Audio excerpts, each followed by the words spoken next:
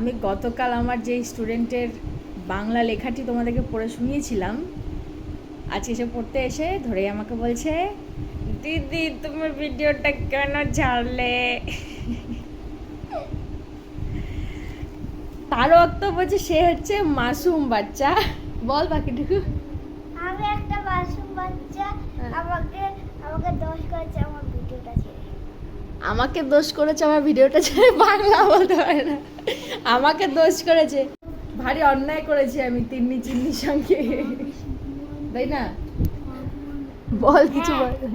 খুব অন্যায় হয়েছে না? হ্যাঁ, তাহলে কি করবি? তুই আমাকে লজেন্স দিসনি, সেই লজেন্স কিন্তু আমি এখনো পাইনি। হ্যাঁ লাড্ডু দিয়ে দেবো। হ্যাপি বার্থডে আমার চলে গেছে 2 দিন আগে। আমার আমি আটাতে দিয়ে দেবো। ঠিক আছে, সে আশায় আশায় রইলাম কিন্তু। এ দিদি লজেন্স না কিন্তু, তাহলে কি চকলেট। চকলেট দিবি?